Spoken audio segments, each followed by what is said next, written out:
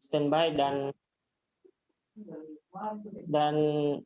selamat mengikuti kegiatan pada kali ini, dan saya harap tetap semangat. Oke,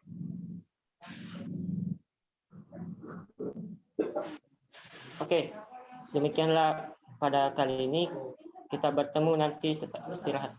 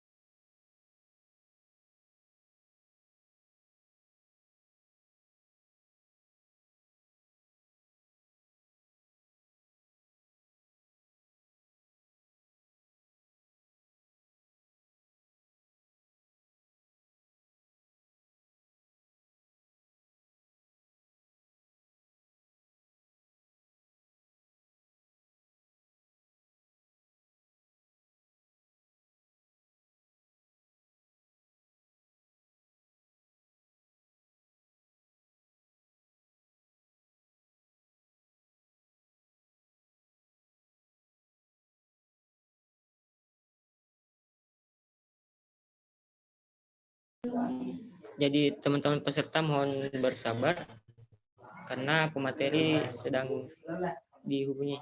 Jadi mohon bersabar ya untuk para peserta.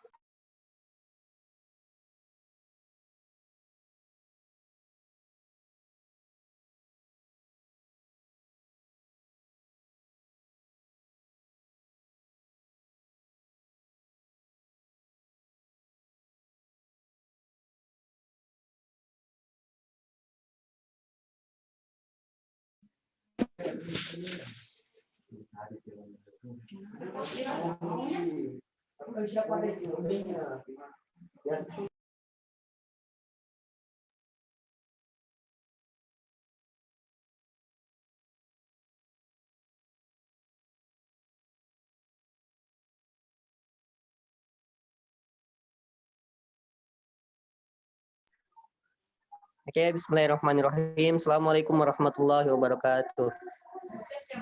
Waalaikumsalam warahmatullahi wabarakatuh. Waalaikumsalam warahmatullahi wabarakatuh.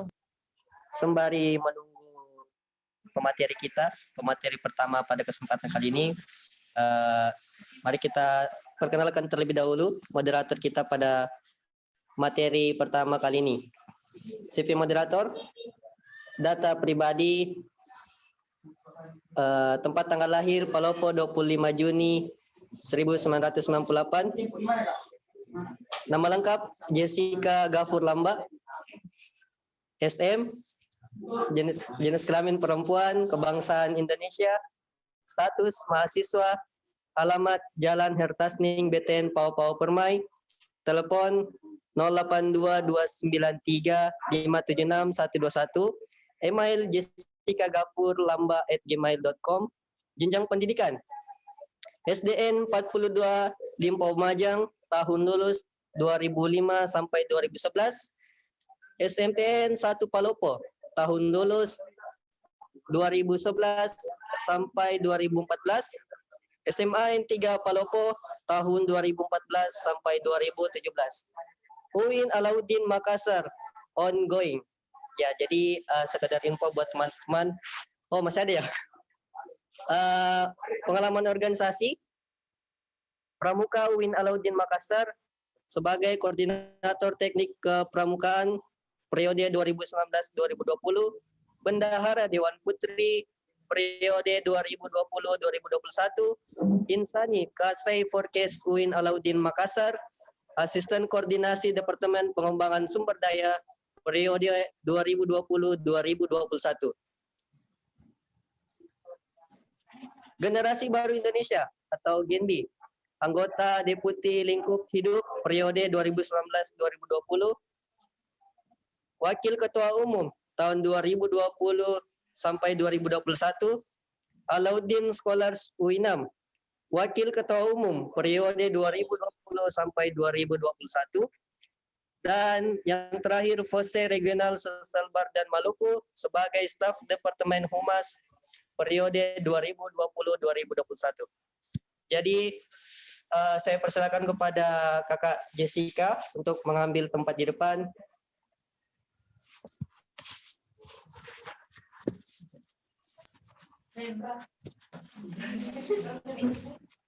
Jadi untuk pelaksanaan selanjutnya saya serahkan kepada moderator.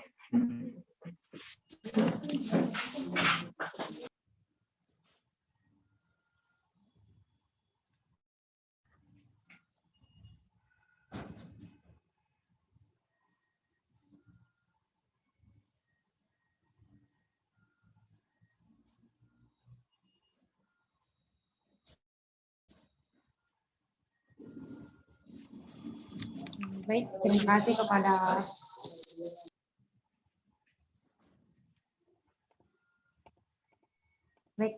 kepada Stering yang telah menyerahkan forum ini kepada saya. Ya, lanjut saja.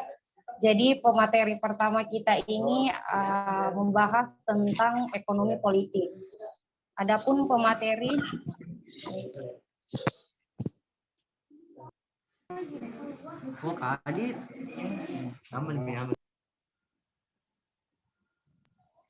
Adapun CV pemateri yang pertama terkait ekonomi politik yaitu dari Bapak Sirajuddin SEI ME, tempat tanggal lahir Enrekan Rogo 18 Juli 1986, alamat sekarang Jalan Kesadaran 3 nomor 2 Kota Makassar. Adapun pendidikan formal beliau yaitu SD 168 Sumba Kabupaten Enrekang, SLT Negeri 4 Alla Kabupaten Enrekang, SMK Negeri 1 Enrekang Kalosi jurusan akuntansi, UIN Alauddin Makassar jurusan ekonomi Islam, dan pasca sarjana jurusan ekonomi Islam UIN Alauddin Makassar. Adapun riwayat organisasi beliau yaitu anggota Himpunan Mahasiswa Islam Komisariat Syariah dan Hukum UIN Alauddin Makassar, pengurus Himpunan Mahasiswa jurusan Ekonomi Islam, pengurus bidang riset dan kajian Perhimpunan Bantuan Hukum Hak Asasi Manusia wilayah Sulawesi Selatan, pengurus UKM Pramuka dan UKM Kopma UIN Alauddin Makassar, pejabat sementara Ketua Umum Himpunan Pelajar Mahasiswa Maserem Pulu Komisariat UIN Alauddin Makassar, dan pernah juga menjabat sebagai Ketua Umum Himpunan Pelajar Mahasiswa Maserem Pulu Cabang Curio, dan pernah juga menjabat sebagai Ketua Umum Badan Eksekutif Mahasiswa BEM Fakultas Syariah dan Hukum UIN Alauddin Makassar, sempat menjabat juga sebagai Wakil Presiden Asosiatif of Sulawesi Student Pare Kendari Jawa Timur, pernah juga menjabat sebagai Koordinator Majelis Pertimbangan Organisasi HPMM, dan sampai sekarang juga pernah membina Benteng Panyunyu English Club Benteng Fort Rotterdam Makassar, dan sampai sekarang juga beliau menjabati sebagai Ketua Kelompok Tani Lefut Kelurahan Batuaraya Kecamatan Manggala Kota Makassar yang bekerja sama dengan Amil Zakat Dompet Duafa. Baiklah, itulah CV dari moderator kita. Mungkin saya bisa sapa dulu Bapak Sirajuddin, sudah ada dalam room. Oke, Assalamualaikum. Ya, baik Pak, selanjutnya saya serahkan kepada pemateri untuk memaparkan pemateri tentang ekonomi politik. Saya persilakan Pak. Oke, baik, diizinkan dulu untuk di share screen ya, saya mau tampilkan dulu slide-nya. Assalamualaikum warahmatullahi wabarakatuh. Waalaikumsalam. Waalaikumsalam warahmatullahi wabarakatuh. Yang saya hormati pengurus Sportcase UI Dalauddin Makassar yang dengan hormat telah mengundang kepada saya dalam rangka mengantar diskusi materi pertama acara teman-teman ini, yang kalau saya lebih mengatakan bahwa kegiatan mencerdaskan kehidupan bangsa, karena kita tahu bahwa pada hari ini kondisi negara kita dalam keadaan tidak baik-baik saja kan, sehingga saya pikir acara-acara seperti ini bagi kita penting untuk dilaksanakan. Saya kira kita bersyukur kepada Tuhan yang telah memberikan kepada kita kesehatan dan kekuatan dalam rangka mengarungi hidup ini. Sebagai hamba yang taat, kita harus selalu bersyukur juga kepada Nabi besar kita Muhammad SAW, Nabi yang telah merubah paradigma manusia dari alam kebedaban menuju alam yang berperadaban, dari alam yang biasa-biasa saja menjadi alam yang luar biasa seperti hari ini. Jadi untuk hari ini sebenarnya saya akan banyak kegiatan ya yang saya harus ikuti hari ini, cuma karena teman-teman telah mengundang saya walaupun waktunya sangat molor ya, saya juga tidak mengerti apa yang menjadi penyebabnya. Teman-teman ini tidak begitu konsisten dengan waktu. Di undangan saya itu materinya jam 9.30, sehingga tadi saya standby-nya di rumah itu dari jam 8 untuk mempersiapkan segala sesuatunya.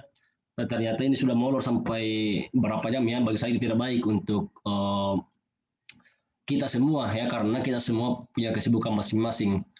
Saya kira itu kritik untuk panitia supaya itu jangan berulang lagi. Itu tidak bagus itu kalau selalu mengulur waktu.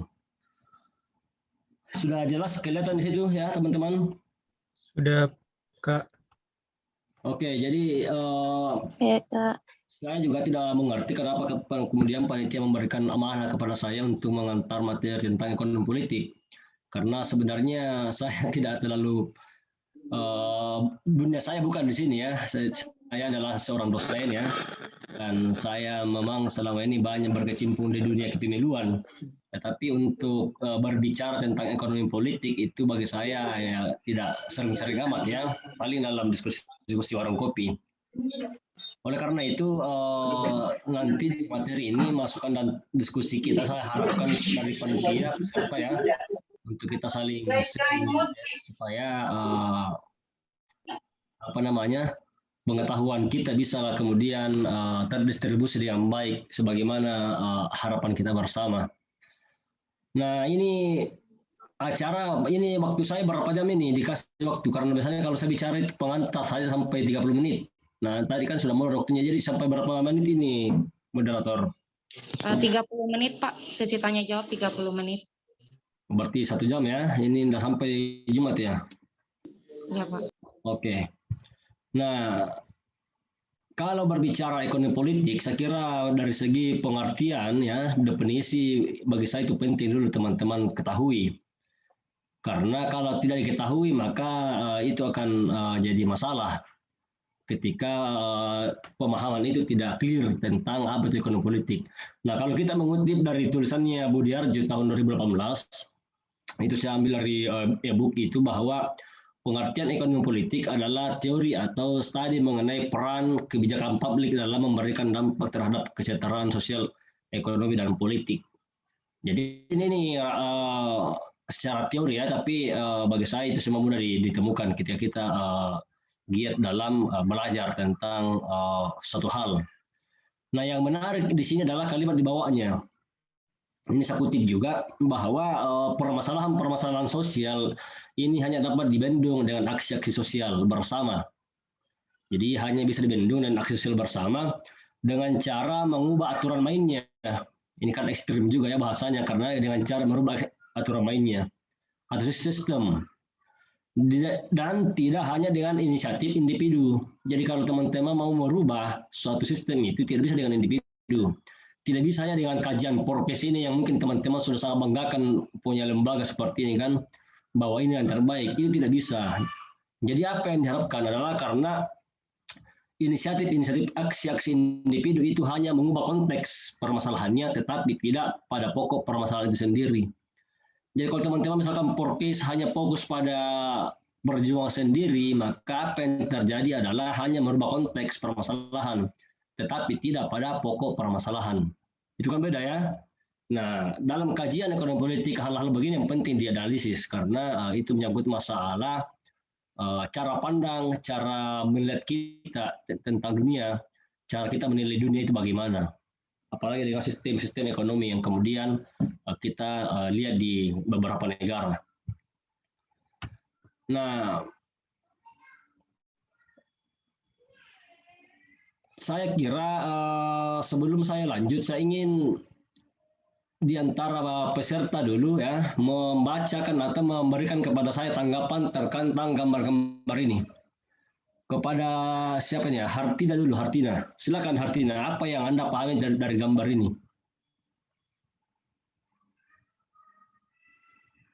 Silakan. Kalau saya itu biasa membawa materi lebih banyak diskusi, lebih banyak langsung begini, bukan mencermai karena kalau saya hanya bicara sendiri itu namanya khutbah Jumat.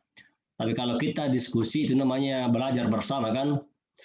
Jadi jangan sampai nanti saya dibilang khutbah Jumat karena bicara sendiri, tidak ada instruksi. Jadi makanya saya pancing di awal dengan cara menampilkan sebuah gambar dan Anda menilai kira-kira apa yang Anda bisa sampaikan dari gambar ini. Silakan. Hartina. Baik, Assalamualaikum warahmatullahi wabarakatuh. Waalaikumsalam. Kalau gambar di bagian kiri itu rumah orang yang secara finansial mampu, kemudian yang di kanan kebalikannya, kurang mampu. Begitu ya. Jadi ada kurang mampu, ada yang mampu. Nah, gambar ini oleh Hartina kemudian apa yang dapat diceritakan di situ? Apa narasi dari gambar ini kira-kira? Atau apa kira-kira penyebab kenapa ada seperti ini dalam konteks dunia?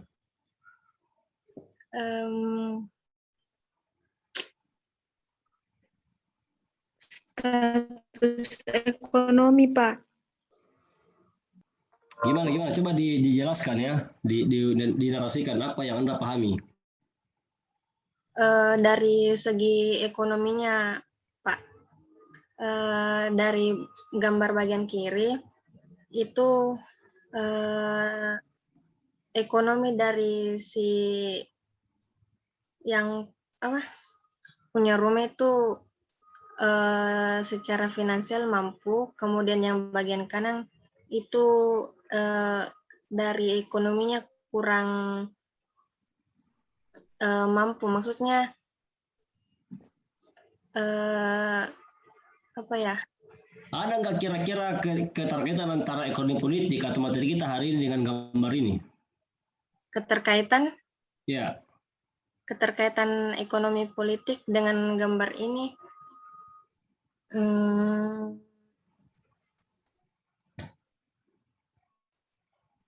Skip. Oke. Kalau siapa? Siapa ya? Abdul Ghafur, bisa nggak dijelaskan gambar ini?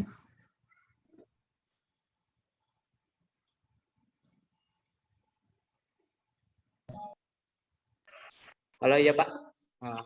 Silakan diinterpretasi apa yang Anda pahami kaitannya dengan ekonomi politik ya. Iya.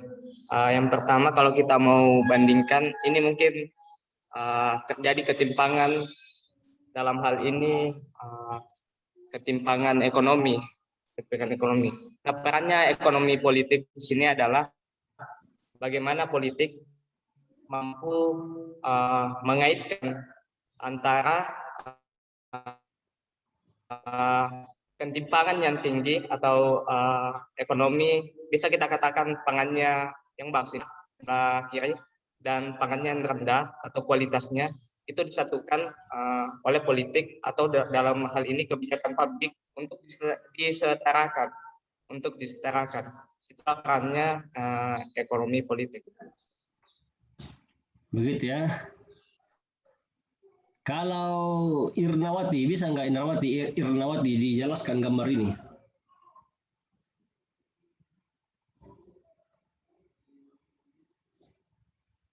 Halo Irnawati, atau gimana moderator ini peserta semua dalam kondisi yang baik-baik semua ya? Saya terkadang sih agak tidak nyaman biasa kalau dalam kuliah atau diskusi begini dan tidak begitu ikut respon ya, karena itu menghambat waktu sebenarnya. Mungkin itu ada saudara Muhammad Firdaus, Pak. Dia sudah resen. Oke, siapa itu? Oke, silakan, silakan. Ya, Bismillah. Assalamualaikum warahmatullahi wabarakatuh. Waalaikumsalam. Ya, izin saya perkenalkan, saya Firdaus dari Universitas Haloleo. Menurut saya gambar tersebut ada kesenjangan ekonomi antara baik itu kesenjangan dalam konsumsi, kesenjangan dalam perekonomian, dan ada kesenjangan yang lain yang dimana hal tersebut bisa saja dipengaruhi dari berbagai faktor, termasuk faktor politik tadi. Dan kita juga bisa menekan kesenjangan itu melalui jalur politik, bisa dari berbagai kebijakan dan lain sebagainya. Dan tinggal pemerintah saja yang mengatur regulasinya, apakah apakah kebijakan berpihak kepada semua masyarakat atau kebijakan itu hanya berpihak pada segelintir orang saja. Mungkin itu sih beberapa keterkaitannya, Pak, menurut saya. Oke, yang saya tanyakan apa yang salah dari gambar ini? Apa yang salah dari gambar ini?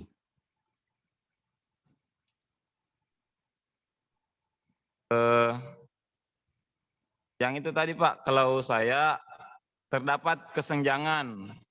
Mungkin kesenjangan itu terjadi karena beberapa kebijakan pemerintah yang kurang tepat sehingga ada banyak kesenjangan.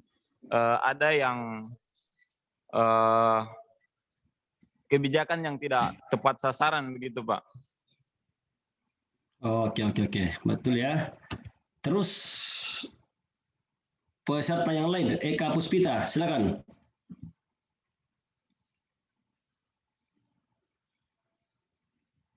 Ada Eka Puspita, bisa dilihat gambar ini? Atau Iya, Pak, iya. Oke, silakan dari gambar ini.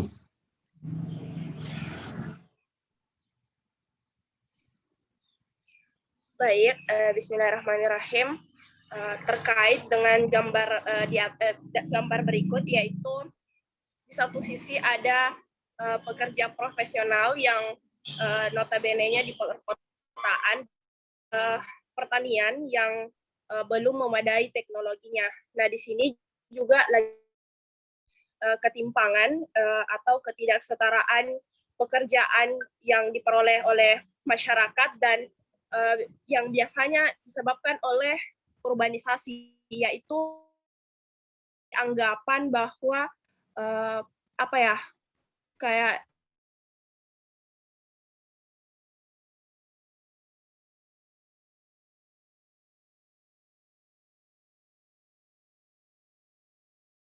dia bisa kembali ke daerahnya sendiri untuk mengelola.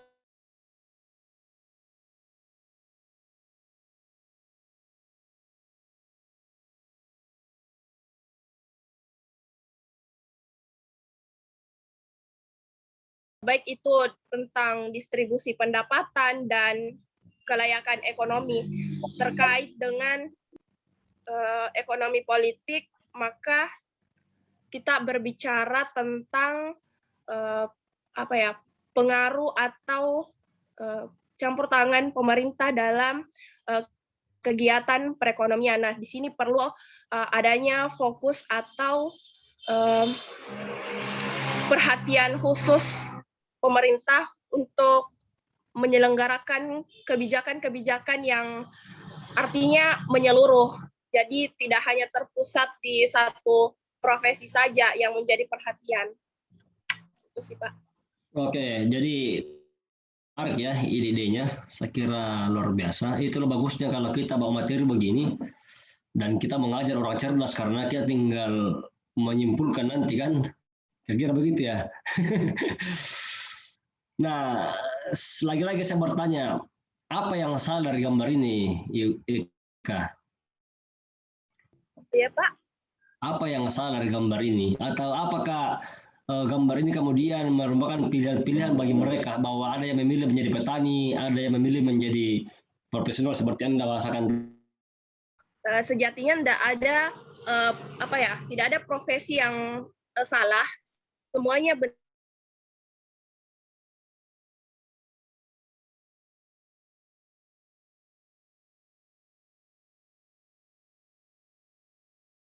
Kita harusnya memanfaatkan kesempatan sebagai negara agraris. Sebenarnya yang jadi masalah bukan pada profesinya, tapi karena anggapan masyarakat ataupun pemerintah itu hanya mendefinisikan negara maju itu tentang negara industri. Nah, sebenarnya kita bisa manfaatkan industri itu.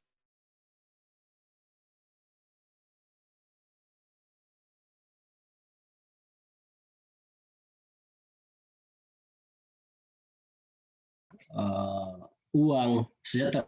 Pernah dengar istilah itu? Bahwa dalam konteks negara modern, maka uang adalah kerja, uang, sejahtera. Jadi ketika Anda mau kerja, ya ketika Anda mau sejahtera harus kerja. Kalau mau dapat uang harus kerja. Nah, ini juga pekerjaan dan sebagainya sekiranya kita diskusikan, yang pasti bahwa teman-teman sudah lihat dulu kan ada beberapa gambar-gambar kontradiksi yang saya tampilkan. Dan tadi pertanyaan saya kemudian apa yang salah dari sisi itu dan apa yang terlupakan oleh pemerintah, termasuk juga apakah itu menjadi pilihan-pilihan sebenarnya, bahwa apakah memang ada orang yang memilih menjadi miskin dan sebagainya memilih menjadi kaya.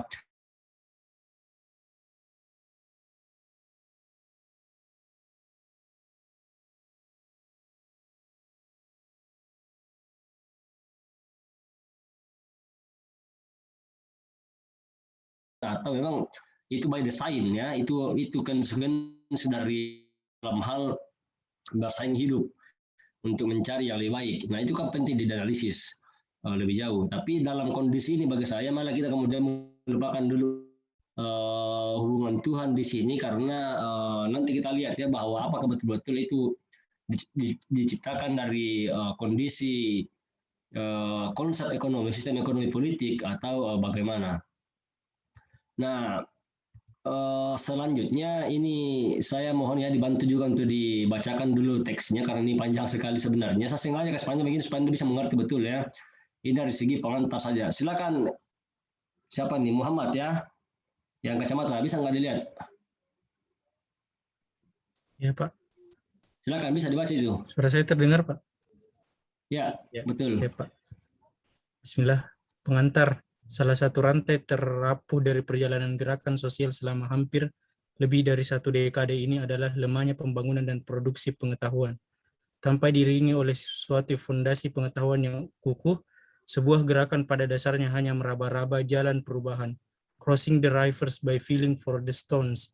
Disinilah letak penting pembangunan pengetahuan dan jaringan gerakan sosial, yaitu agar gerakan sosial mampu untuk terus memperbaharui analisa sosialnya, mampu membongkar struktur dan relasi kuasa yang kian jamak dan tak terperi, dapat menimba pengetahuan dan pengalaman dari gerakan-gerakan sosial di negeri-negeri lain, dapat memperkaya rute-rute dan pilihan-pilihan perubahan sosial, serta agar gerakan bisa berkomunikasi satu sama lainnya melalui pembangunan jejaring pengetahuan. Oke, dimengerti nggak apa yang Anda baca itu?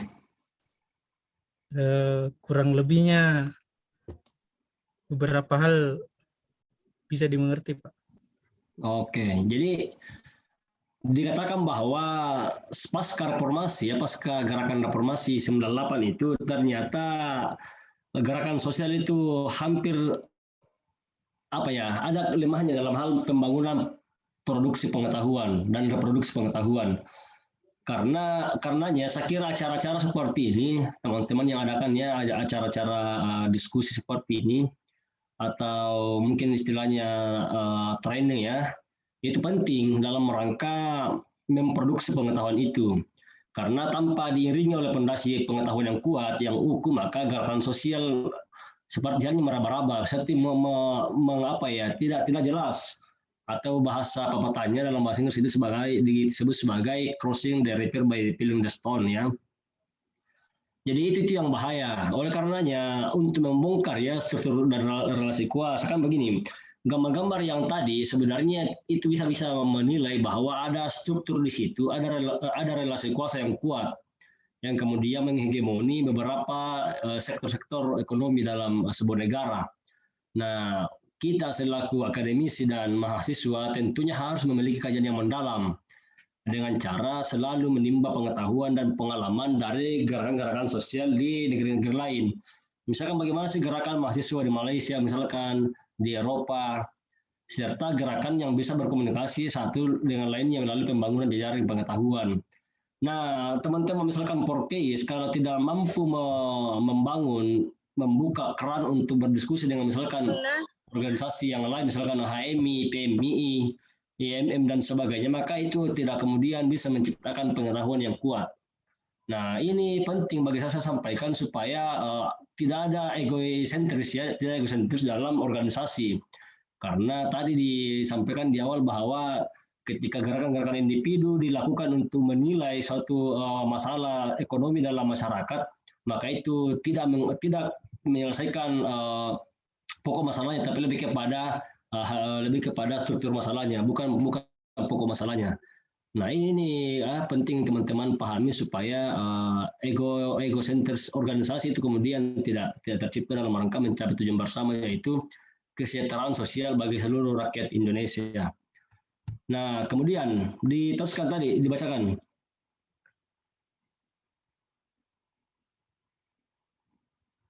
Nah tadi yang bahas itu.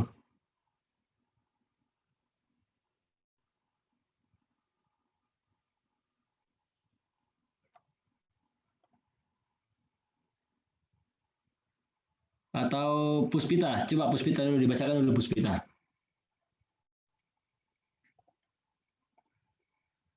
Baik, Pak. Saya jelas. Silakan.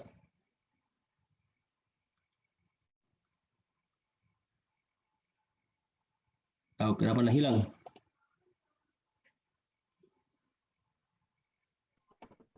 Suara saya jelas enggak, Pak?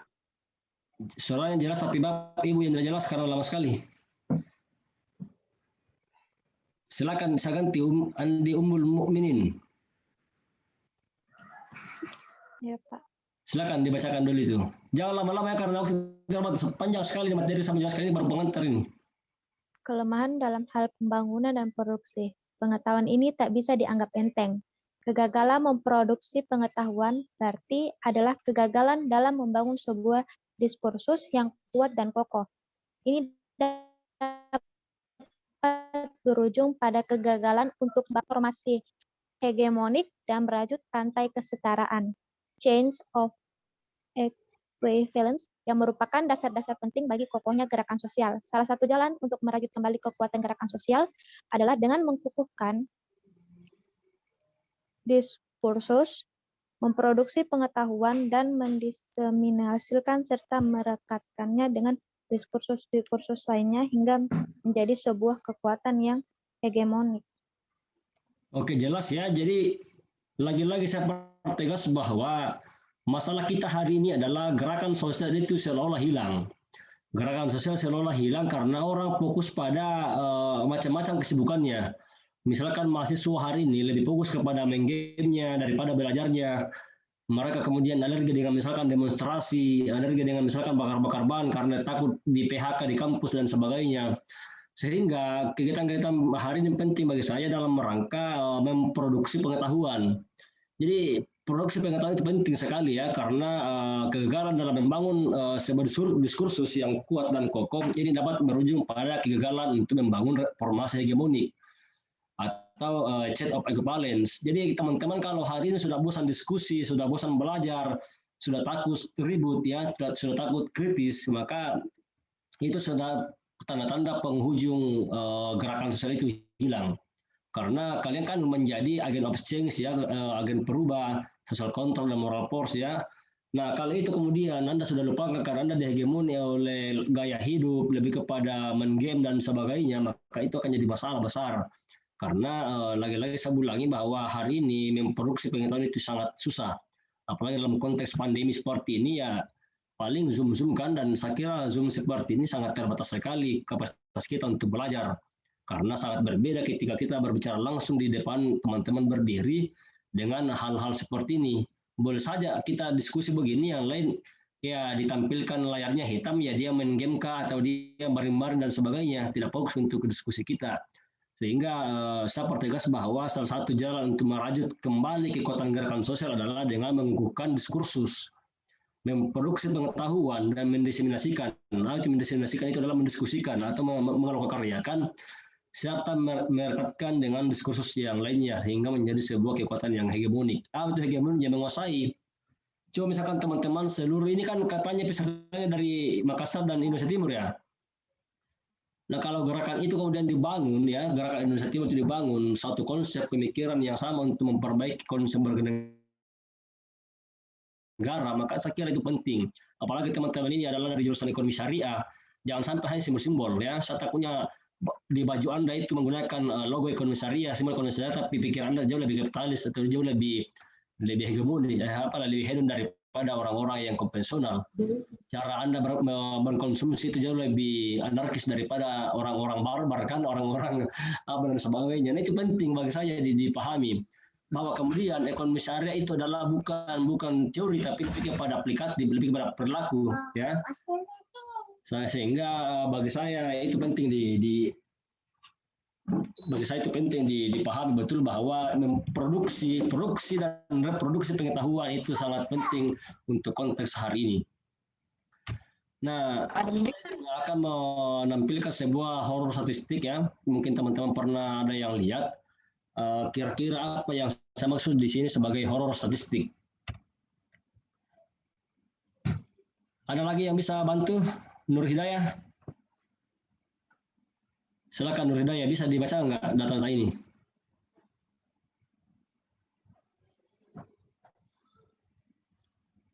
Silakan, jangan lama-lama.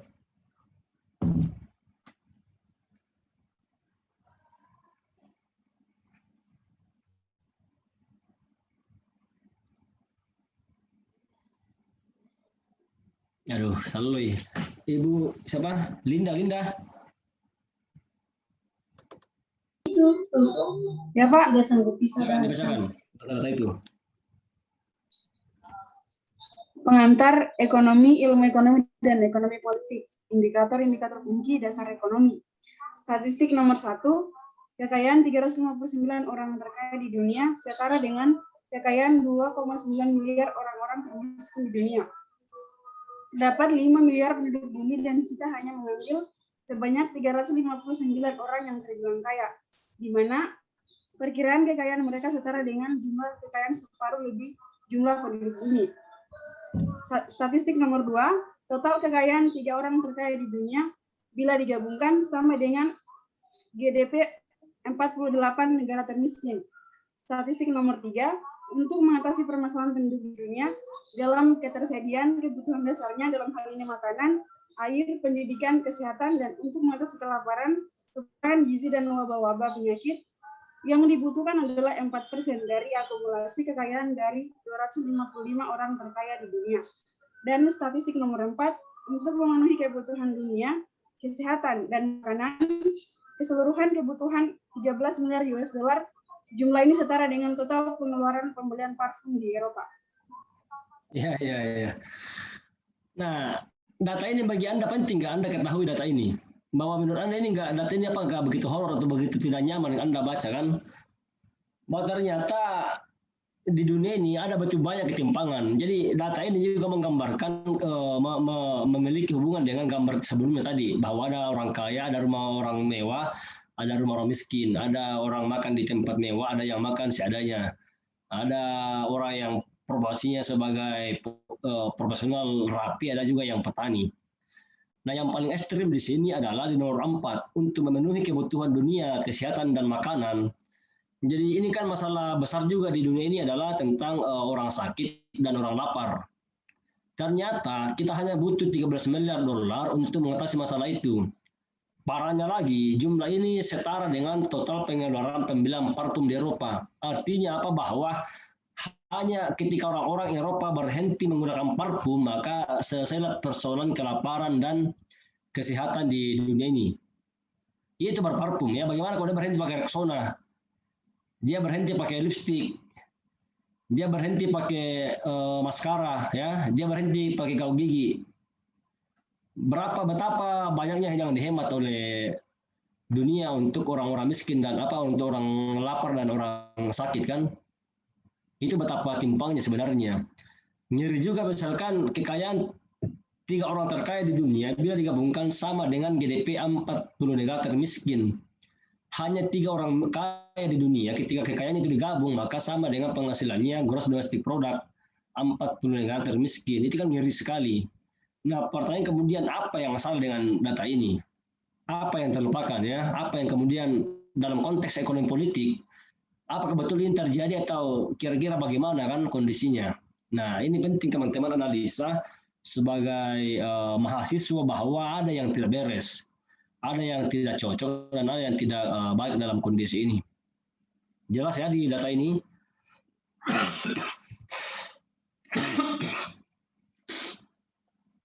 Kemudian bisa Abdul Ghafur lagi, apa siapa yang belum bicara? Hartina, silakan.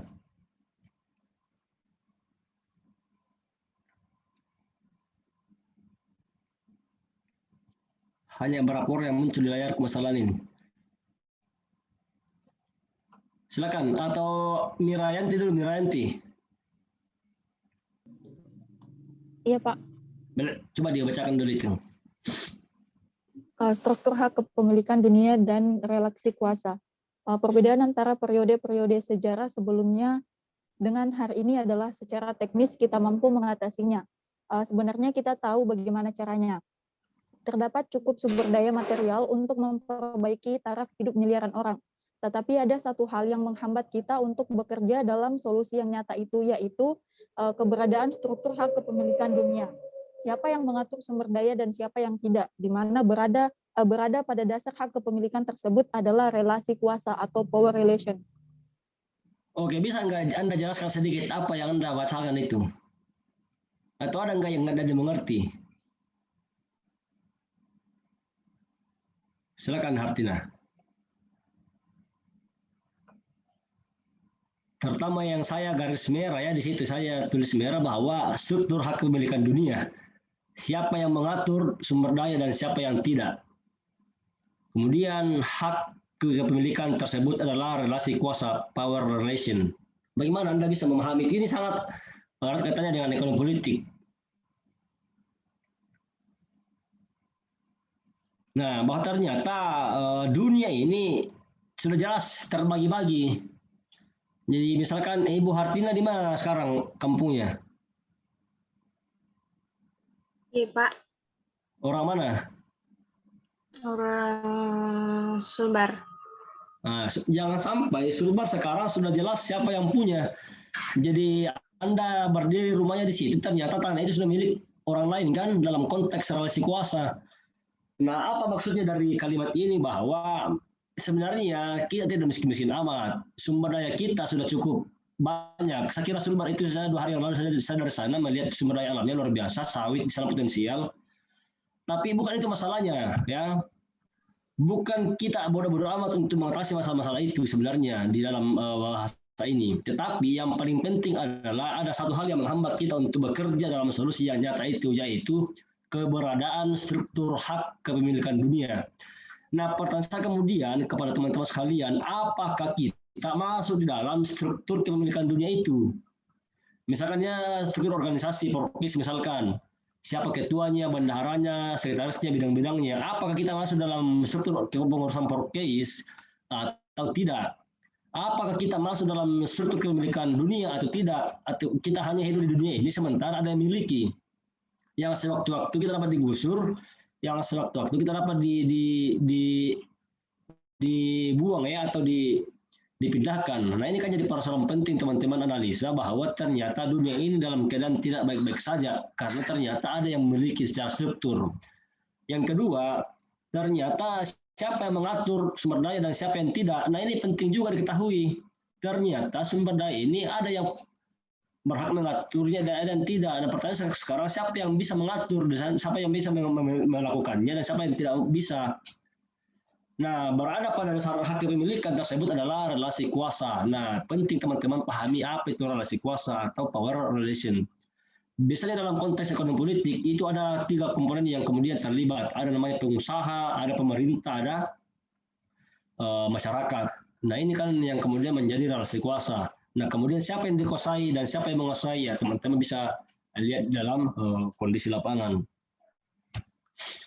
Kemudian ini juga saya langsung kutip panjangnya karena kalau hanya ditulis singkat takutnya teman-teman tidak bisa mengerti. Silakan, siapa yang tadi ya? Agak susah saya lihat namanya karena tidak lengkap ya.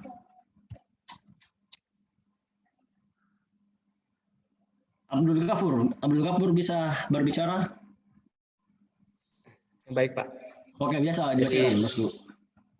Fakta menunjukkan bahwa pertumbuhan dan pembangunan tidak selalu menuju pada kesetaraan. Bahkan pertumbuhan dan pembangunan ekonomi sebenarnya merupakan jalan yang mengantarkan kita pada kemunduran dan ketertinggalan. Beberapa indikasi di atas menunjukkan kepada kita bahwa fakta di dalam masyarakat kita kemiskinan tumbuh. Hal ini tumbuh dan berkembang secara bersamaan,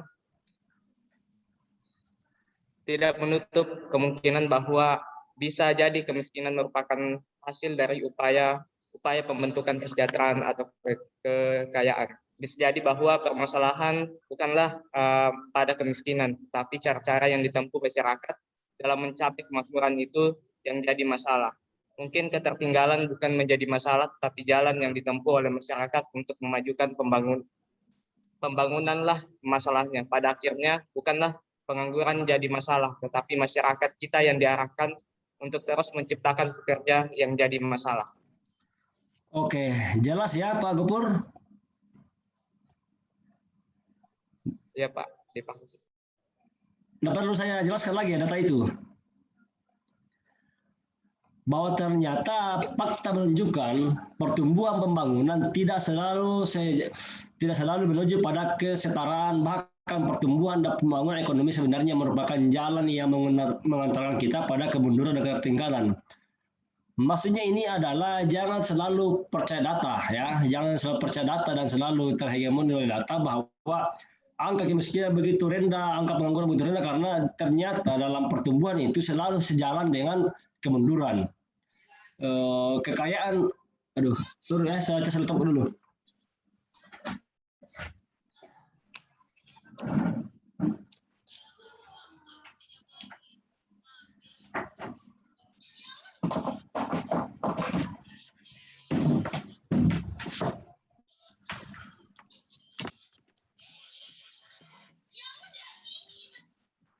Nah, yang paling menarik juga di kalimat bawahnya adalah mungkin ketertinggalan bukan masalahnya, tapi yang ditempuh oleh masyarakat untuk memajukan pembangunan yang masalahnya. Nah, ini kan jadi persoalan besar.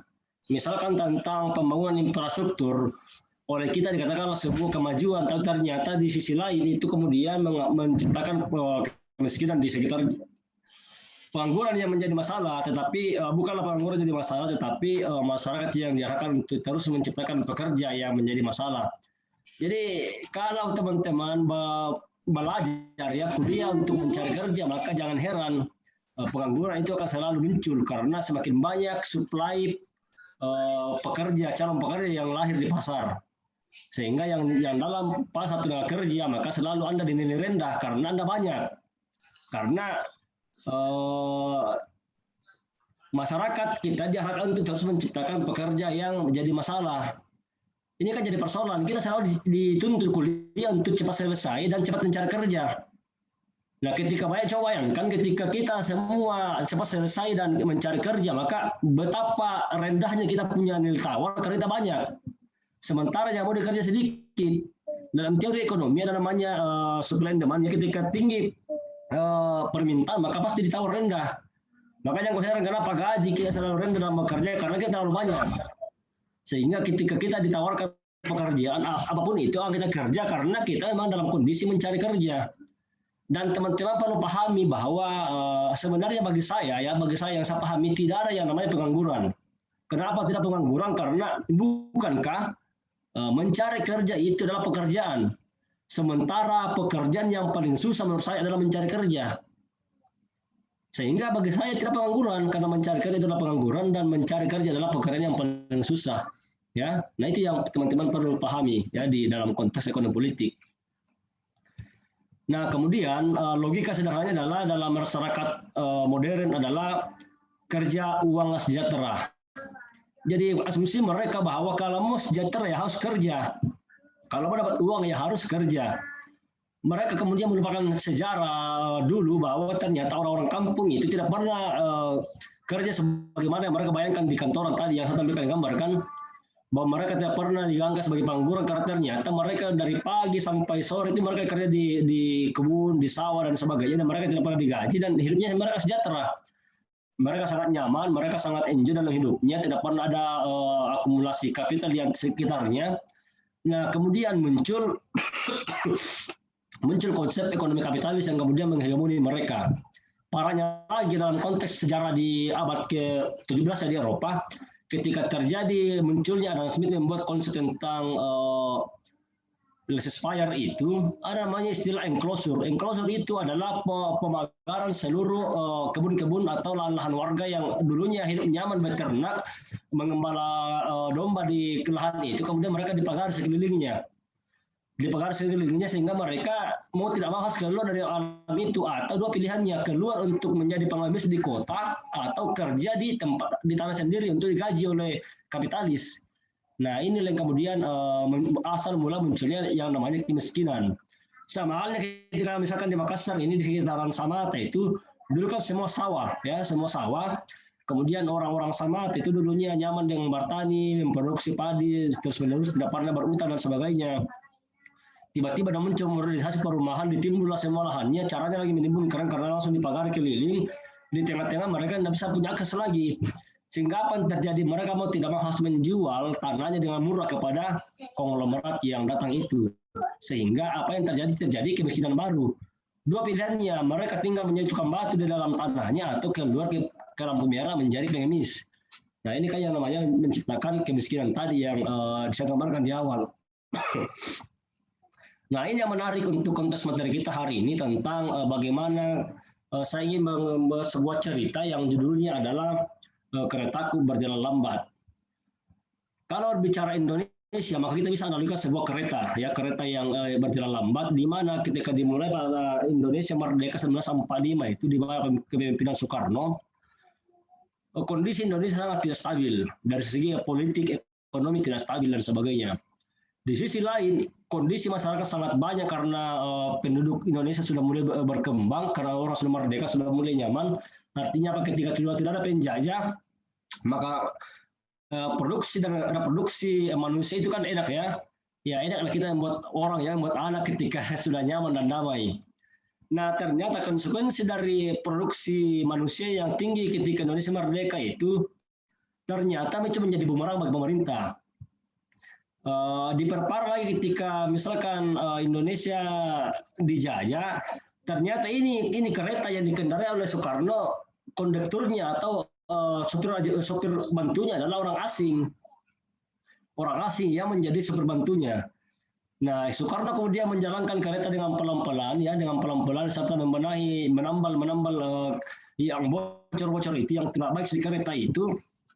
Tiba-tiba orang asing yang di sampingnya ini mengerti bahwa ternyata ini Soekarno ini orang pintar, orang jago dan orang cerdas, sehingga dia membisiki orang Indonesia lain yang bisa menggantikan Soekarno sebagai kondektur di kereta itu. Maka kemudian ini orang asing ini menendang keluar Soekarno dari kereta. Dan sehingga Soekarno jatuh dari posisinya sebagai kondektur.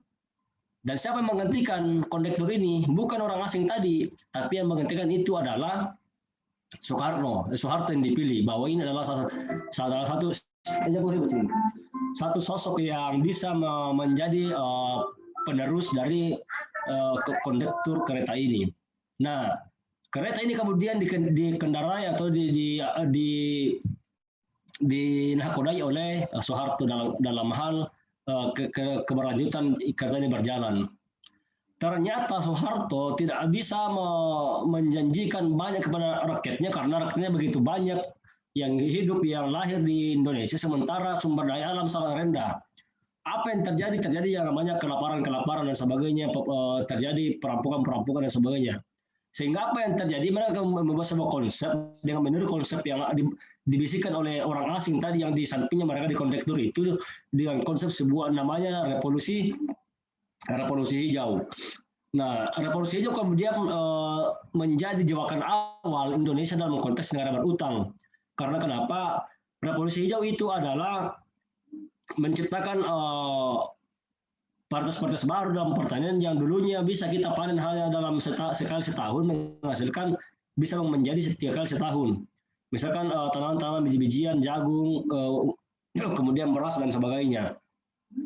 Tetapi harus dipahami bahwa ternyata untuk menciptakan teknologi untuk mengganti kerbau menjadi mesin itu kan tidak mudah, itu tidak murah, itu biaya tinggi. Sehingga orang asing yang di samping Soeharto ini membisiki, bos, kalau mau maju negaramu, mau tidak kelaparan rakyatmu, gampang aja.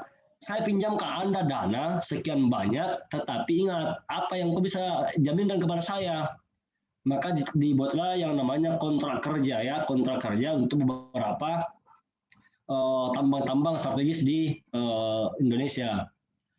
Nah, kemudian lanjut di tahun 98 itu terjadi kekacauan karena revolusi.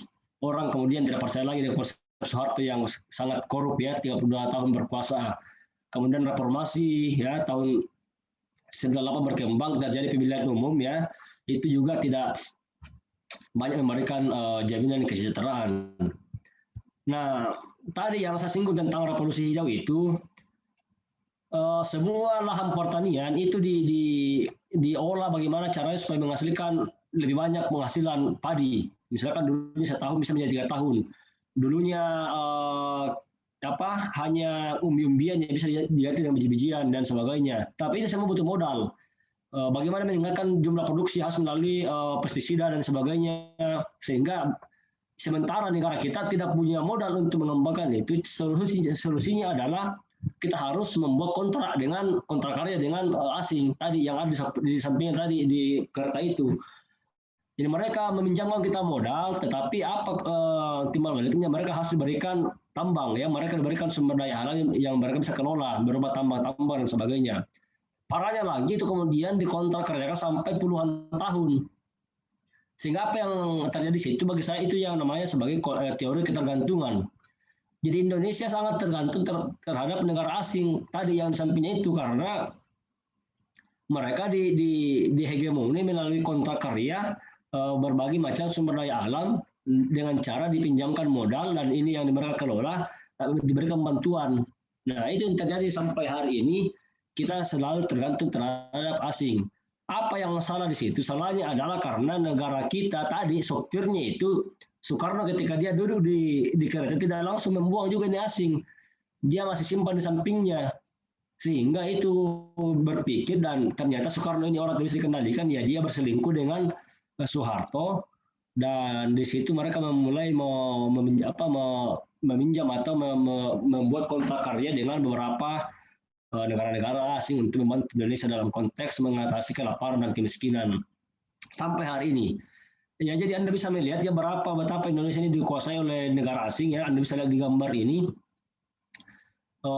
Ya, ini sudah habis mau dibagi-bagi siapa yang kuasai apa dan di mana posisinya, sudah luar biasa. Nah, pertanyaan sekarang ini adalah apakah Indonesia kaya raya atau bagaimana?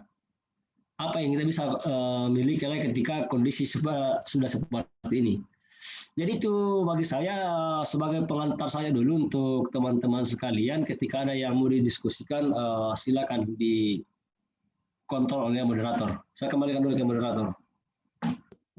Baik, terima kasih Pak atas pemaparannya terkait tentang ekonomi politik. Mungkin bisa teman-teman dari Zoom meeting ini Saya beri 2 orang ya, karena kita sudah mau masuki waktu sholat Jumat.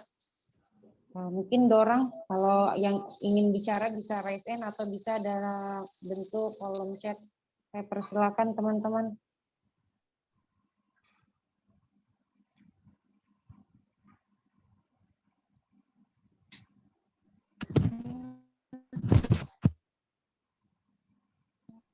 Ya Pak, ini ada pertanyaan pertama di kolom chat ya Pak.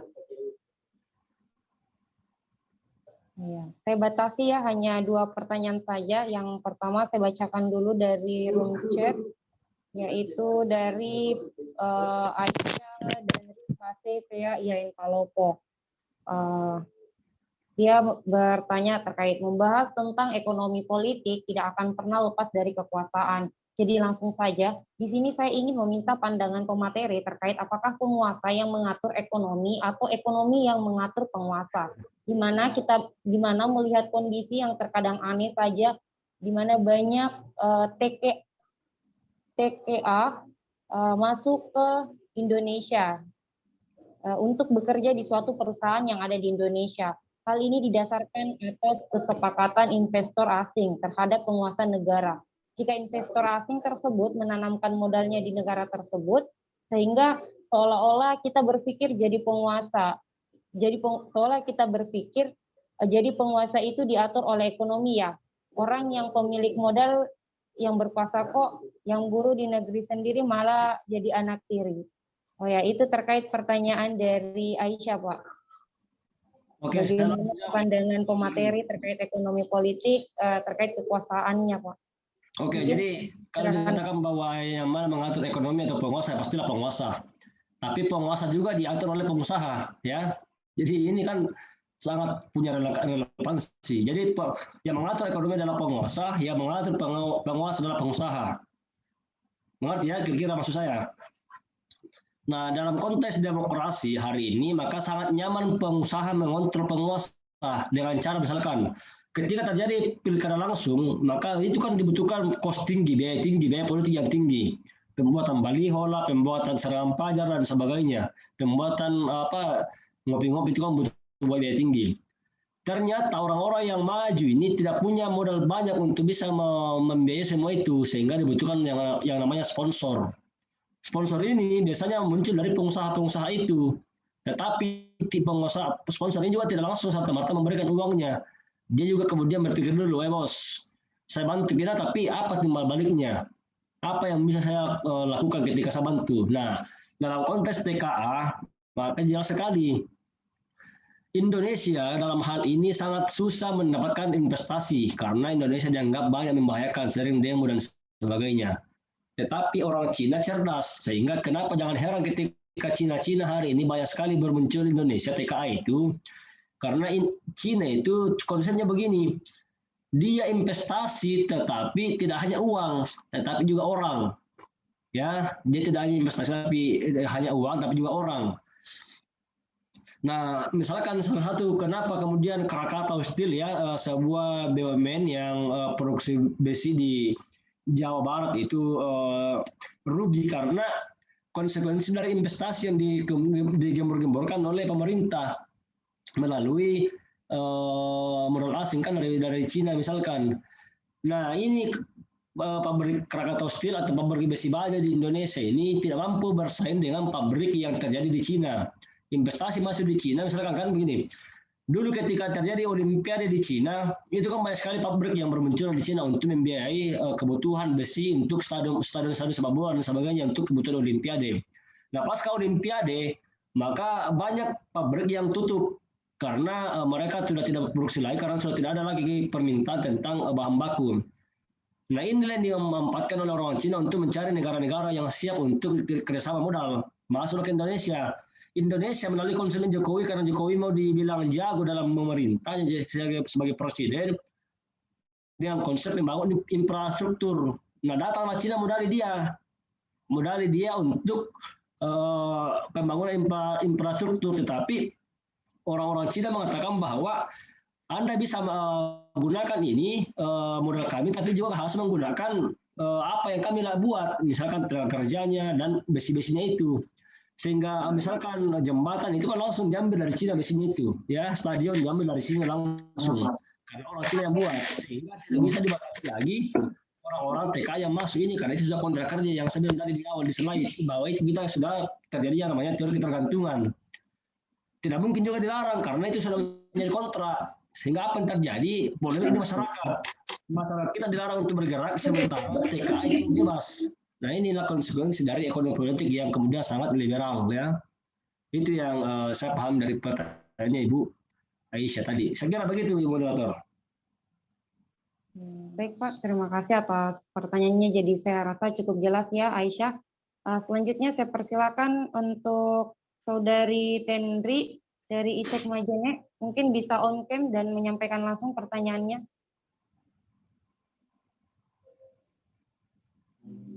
Tendriani.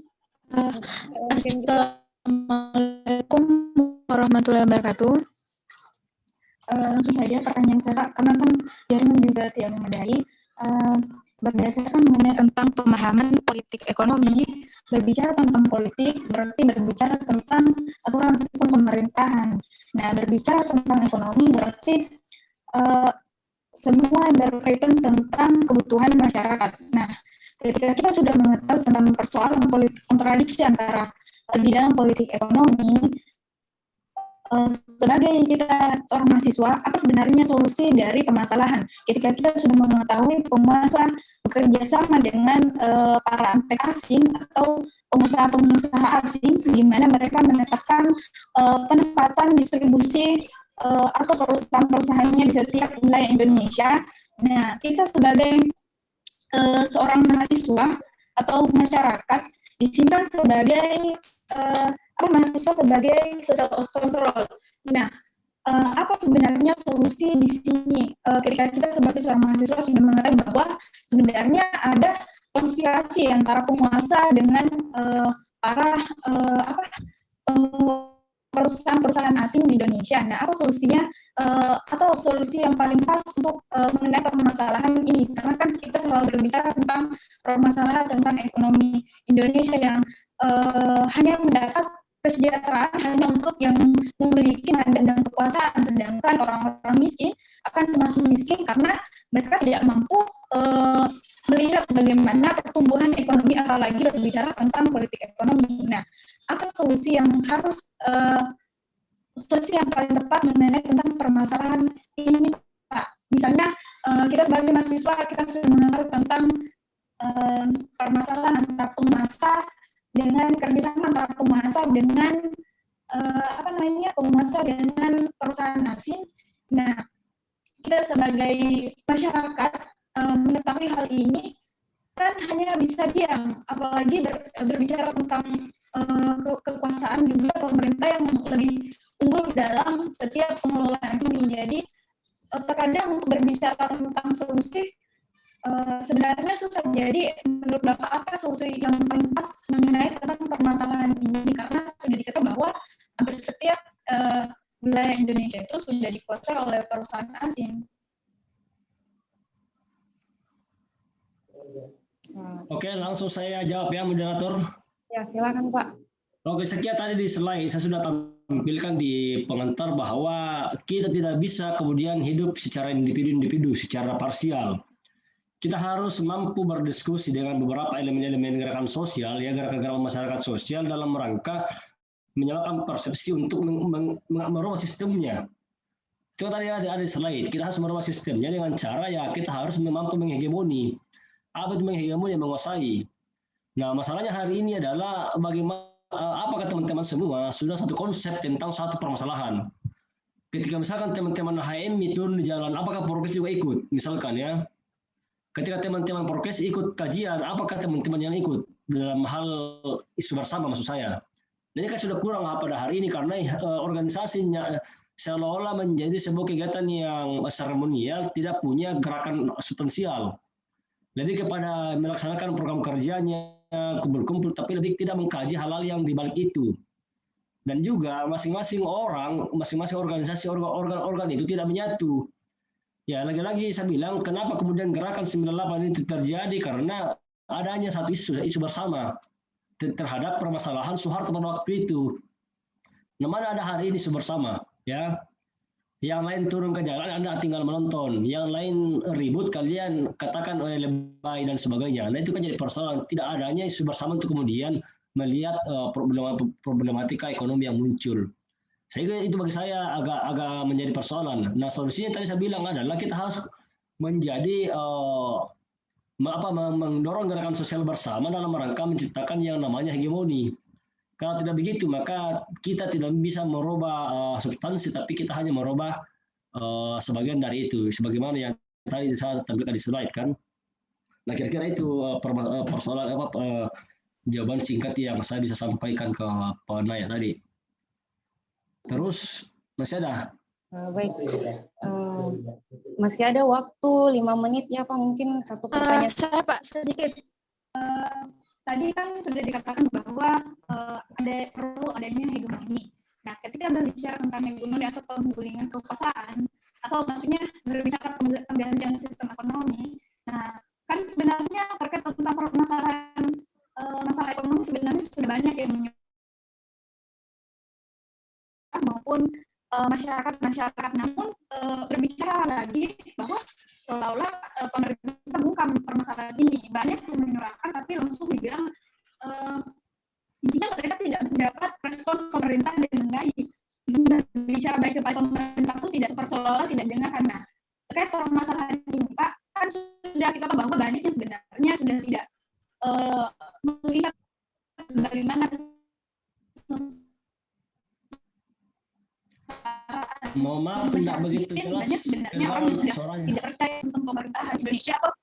Begini Pak, kan kita sudah berbicara tentang hegemoni, pergantian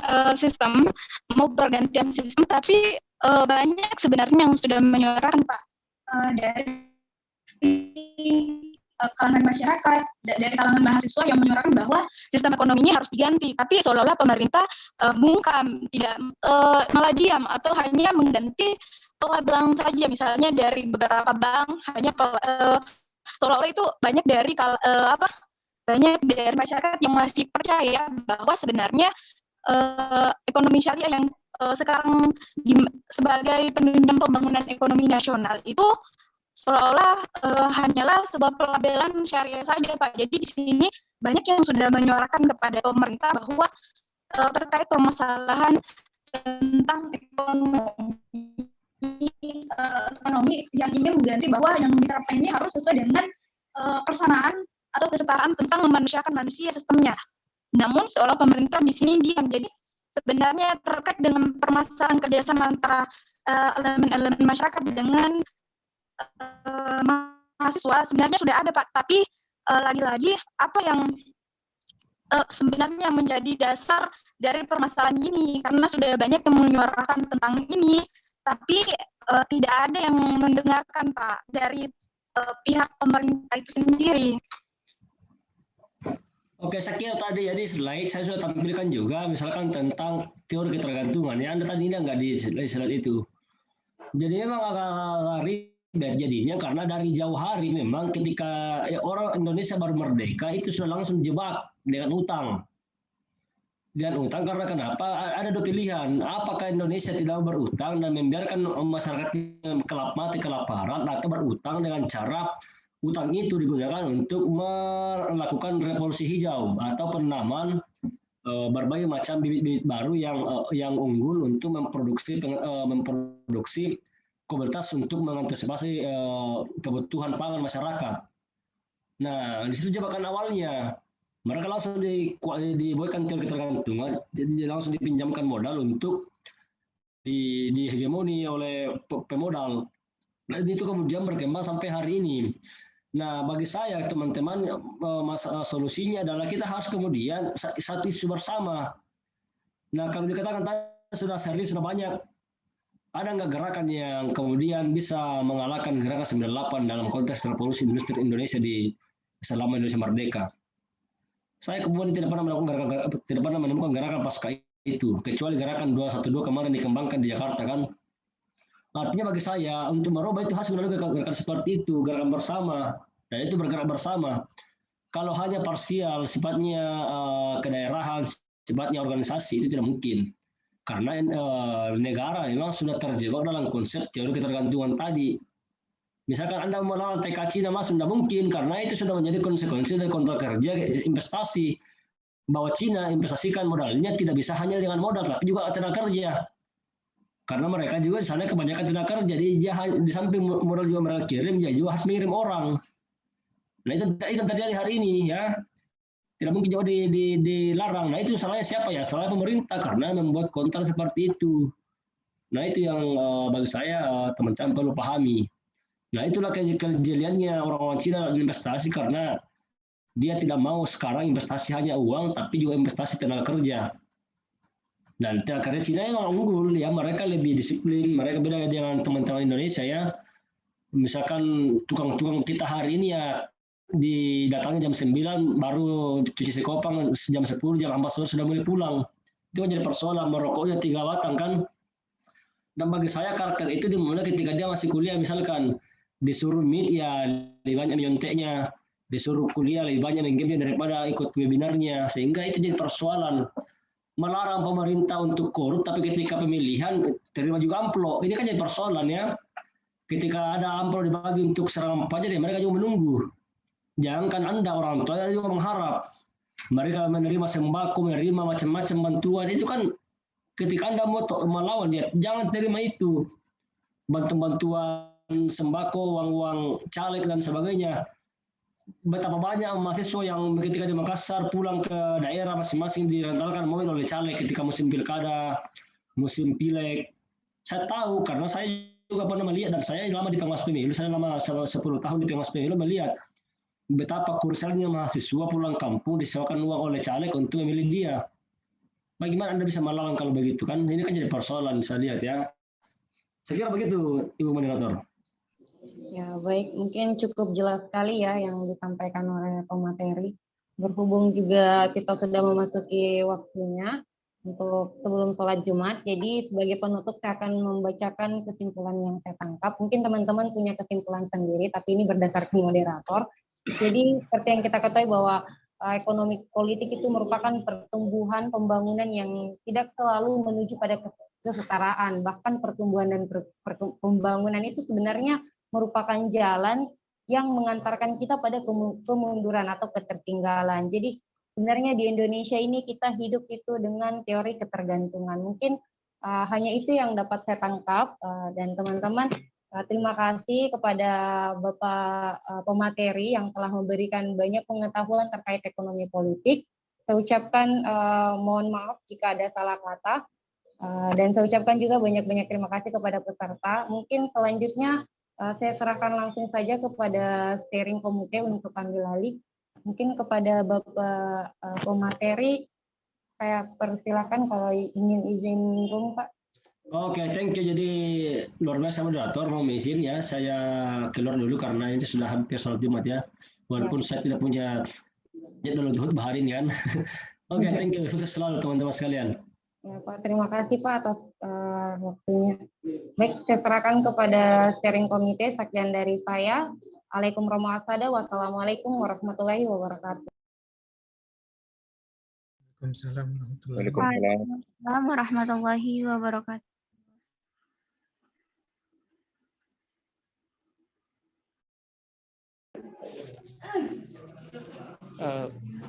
Baik, terima kasih kepada pemateri yang telah menyempatkan waktunya untuk hadir bersama kita membawakan materi tentang ekonomi politik. Sekali lagi terima kasih Pak.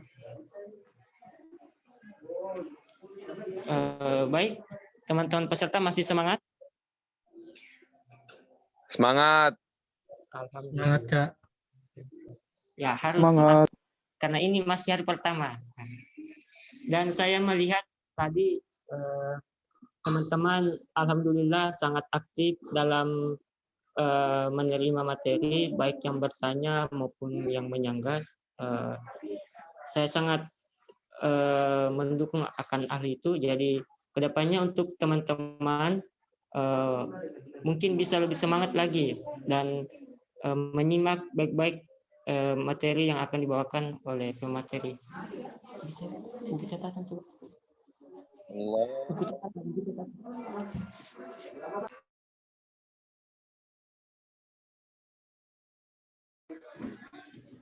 Oh ya, baik. Berhubung waktu sholat sudah mau masuk, jadi saya harap kepada teman-teman hadir di forum yaitu pukul 13.30. Ya, jadi teman-teman peserta silakan hadir nanti setelah Jumat pada pukul 13.30. Dan sebelum pukul 13.30 itu teman-teman juga bisa hadir 15 menit sebelum pukul 13.30 ya. Karena kita akan melanjutkan materi kedua. Bagaimana bisa ya teman-teman? Bagaimana teman-teman peserta bisa ya? Setuju, Kak. Oke, siap. Dan ketika peserta ingin bertanya, silakan on cam supaya kita tahu sama-sama tahu siapa yang bertanya. Oh gitu. Ya gitu. Oke, selamat istirahat dan silakan sholat Jumat ya. Terima kasih atas waktu yang terima kasih atas waktu teman-teman. Jadi ingat kita kembali ke forum pukul 13.30. Ya. Demikian dari saya. Mohon maaf jika ada kesalahan. Assalamualaikum warahmatullahi wabarakatuh. Waalaikumsalam warahmatullahi wabarakatuh. Kak. Kasih.